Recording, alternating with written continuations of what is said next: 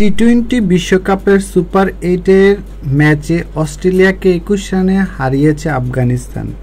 রোববার 23 June Kingston টসে হেরে ব্যাটিংয়ে নেমে 148 রান সংগ্রহ করে আফগানিস্তান। জবাবে আফগান বোলারদের তাণ্ডবে 4 বল বাকি থাকতে 127 রানে অল আউট হয় অস্ট্রেলিয়া। 149 রানের টার্গেটে ব্যাট করতে নেমে শুরুতে হুচট খায় অজিরা। প্রথম ওভারেই নাবিদ উল হকের বলে বোল্ড হয় অজি ওপেনার ট্রাভিস হেড। এরপর শুরুর ধাক্কা কাটিয়ে ওঠার চেষ্টা করেন মিচেল মার্শ ও ডেভিড ওয়ার্নার, কিন্তু তৃতীয় ওভারে নাবিনের দ্বিতীয় শিকারে পরিণত হন মার্শ।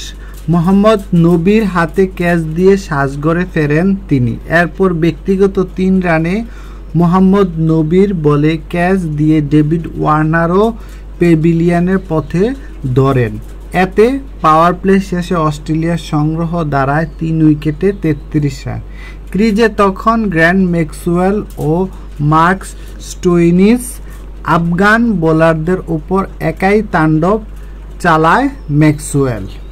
15তম ওভারে 59 রানে একটা দুর্দান্ত ইনিংস খেলে আউট হন ম্যাক্সওয়েল। ইনিংসটি তিনি 6টি 4 ও 3টি ছক্কায় সাজান। ম্যাচ জিততে তখন শেষ 5 ওভারে 41 রানের দরকার অস্ট্রেলিয়া। এরপরে শুরু হয় নাটকীয়তা। স্কোরবোর্ডে 7 রান যোগ করতে একে একে 3 উইকেট হারায় অস্ট্রেলিয়া। এতে 9 উইকেটে হারিয়ে ম্যাচ থেকে ছিটকে যায় অস্ট্রেলিয়া। 16তম ওভারের প্রথম বলে ম্যাথু ওয়াড, 17তম ওভারে গুলবাদিনের বলে প্যাট কামিন্স ও 18তম ওভারে নাবিনের বলে অ্যাস্টন আগার আউট হন। জেতার জন্য 12 বলে 33 রানের সমীকরণ দাঁড়ায় অস্ট্রেলিয়ার সামনে।